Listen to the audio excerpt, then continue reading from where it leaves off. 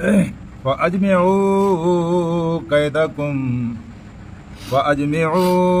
कैदकुम सुम्मा अतू सफ़्फ़ा वक़द अफ़लहल यौम मन इस्तअला वक़द अफ़लहल यौम मन इस्तअला। सदक़ल्लाहुल अलीयुल अज़ीम। हज़रात मोहतरम, मुकाबला क्रिकेट के मैदान में हो रहा हो या मुकाबला कबड्डी का कोई मैच हो वहाँ हो रहा हो या कहीं कुश्ती खेली जा रही हो या कहीं दो पहलवान आपस में लड़ रहे हों, तो मैदान में दो लोग आपस में उलझ रहे होते हैं, ज़ोर आजमाई कर रहे होते हैं, लड़ रहे होते हैं, या दो टीमें एक दूसरे के सामने सफ़ आ रहा होती हैं, लेकिन तमाशाइयों की एक कसीर तादाद उनको देख रही होती है और उनमें से कुछ का हिमायत का जज्बा एक टीम के हक़ में होता है, एक पहलवान के हक़ में होता है, और कुछ लोगों का जज्बा दूसरी टीम और दूसरी पहलवान के हक़ में होता है। और जब उनका हिमायत याफ्ता पहलवान जीतता है तो नारे लगते हैं, जोश से उछलने लगते हैं, लोग ताड़ियाँ पीटते हैं, चीखते हैं, चिल्लाते हैं, सीटियाँ बजाते हैं, और जो हार जाए उनके मुंह बुझे हुए होते हैं। तो मेरे अजीज़ दोस्तों, ये मुकाबला जो हज़रत मूसा अलैहिस्सलाम और फ़िरौन का आपस में हुआ है, ये मुकाबला इन तमाम मुकाबलों से एक मुख्तलिफ मुकाबला है। यहाँ भी है तो बिल्कुल इसी तरह के दो टीमें हैं जो मैदान में उतरी हुई हैं, लेकिन देखने के लिए पूरे मुल्क से एहतमाम के साथ लोगों को बुलाया गया है और कसीर तादाद में इंसान वहाँ जमा है और सब यही सोच कर आए हैं कि आज के दिन जिसने बाजी जीती मुस्तकबिल उसका होगा और आज के दिन वो हार गया वो हमेशा के लिए हार गया।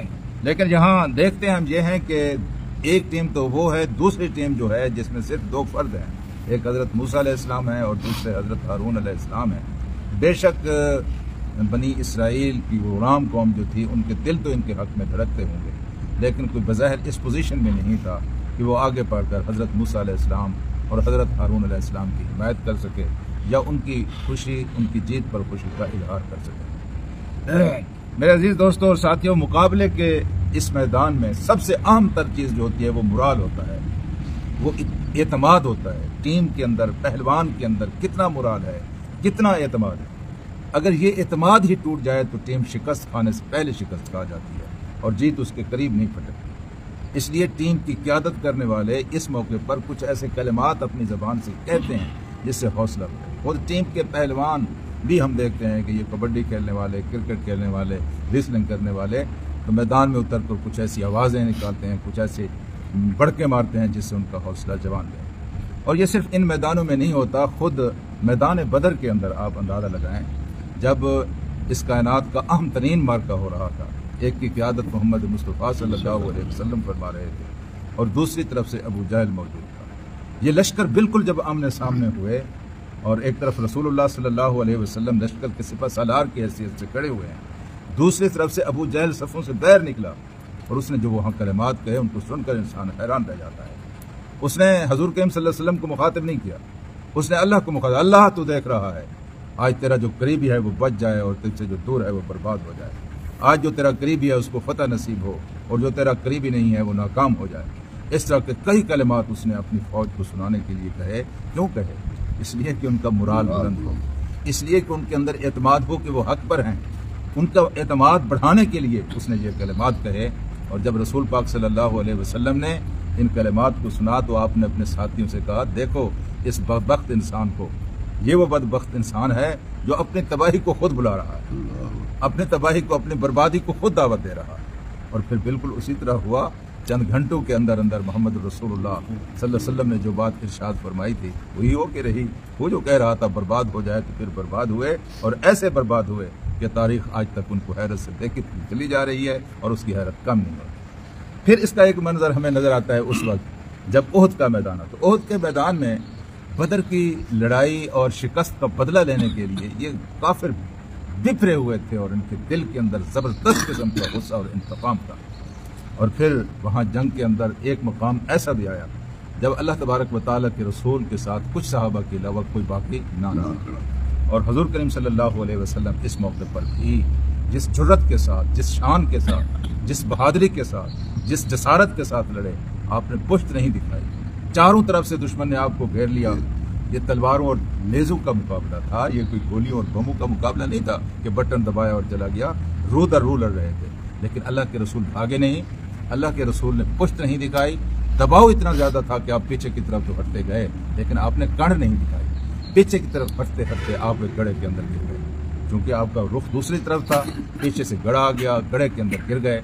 जो ही आप गड्ढे के अंदर गिरे तो खबर मशहूर हो गई कि मोहम्मद रसूलुल्लाह शहीद हो गए सल्लल्लाहु अलैहि वसल्लम, आप इस दुनिया में नहीं रहे। तो यहाँ जो आपके अपने साथी थे उनमें दो तरह की कैफियत थी। कुछ तो दिल हार कर बैठ गए कि वो जाने महफिल ही नहीं रहा था, अब क्या लड़ना है और अब क्या जीना है। लेकिन यहाँ कुछ लोग आगे बढ़े और उन्होंने कहा कि आए लोगों, तुम्हें क्या हो गया है? तो क्या मोहम्मद की पूजा परस्तिश करते थे? आप माता कुतिलन कलब तुम अला आके भाई, अगर वो मर जाए या वो कत्ल हो जाए तो तुम अपनी एड़ियों के बल उल्टे फिर जाओगे। वह मैं यन कलिबु अला आके भी, और जो अपनी एड़ियों के बल पर पीछे हटा फलन यज़ुल्लाह शैया, वो अल्लाह का कुछ नुकसान नहीं करेगा, वो अपना नुकसान करेगा। इस तरह की आवाज लगाई और फिर ये कहा कि लोगों, अगर मोहम्मद शहीद हो गए हैं तो फिर बाकी जिंदगी गुजार कर हमने जिंदा रहकर क्या करना है, हम भी इसी रास्ते में शहीद हो जाएंगे। इस सहाबी की इस पुकार के ऊपर उनका मोराल बुलंद हुआ, सहाबाए किराम इकट्ठे हुए और फिर एतमाद बढ़ा, और इसके नतीजे में एक बिल्कुल हारी हुई बाजी सहाबाए किराम ने जीत कर दिखाई। तो मेरे अजीज दोस्तों, मोराल को बुलंद रखना और एतमाद का कायम रहना, एतमाद के साथ इत्तेहाद का कायम रहना भी बहुत जरूरी है। अगर दिल फटे हुए हों लश्करियों के और सिपाही एक दूसरे के साथ बात भी ना करते हों, किसी का मुंह इस तरफ हो किसी का मुंह इस तरफ हो, ऐसे लश्कर ने क्या लड़ना होता है। हजरत मूसा अलैहिस्सलाम ने उस मैदान के अंदर जो खूबसूरत खुतबा दिया और जो जबरदस्त तकरीर फरमाई, उस तकरीर का ये असर हुआ कि बरसरे मैदान लोगों के सामने उनके दरमियान फूट पड़ गई। कुछ लोग कहने लगे कि ये अल्लाह का रसूल है और ये जो पेश कर रहा है ये अल्लाह का दीन है, और कुछ कहने लगे कि नहीं ये जादूगर है और जो कुछ ये पेश कर रहा है ये जादू है। इख्तलाफ हो गया।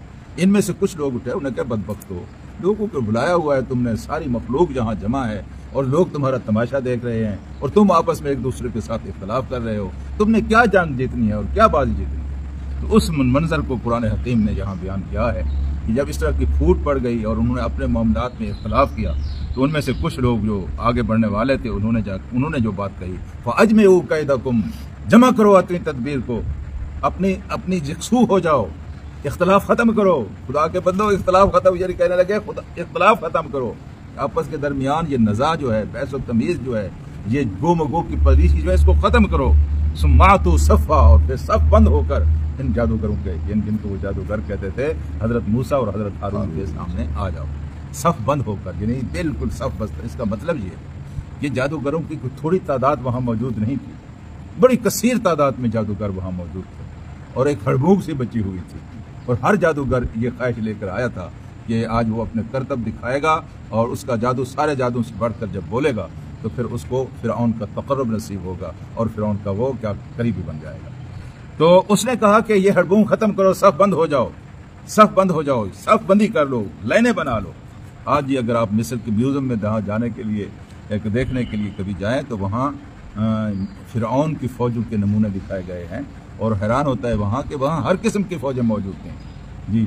किसी के हाथ में तलवारें थीं, किसी के हाथ में तीर थे, कोई कदो कामत के एतबार से उनको तकसीम किया गया था, आज भी वहाँ वो मौजूद है। यानी इस तरह की सफबंदी थी जो इन दो अफराद के, इन दो अशखास के, इन दो हस्तियों के मुकाबले में हुई और जिनके हाथ में सिर्फ एक लाठी थी, एक लाठी थी और कुछ भी नहीं था, जिनकी पुष्ट पर कोई कबीला नहीं था, जिनकी पुष्ट पर कोई कौम नहीं जी।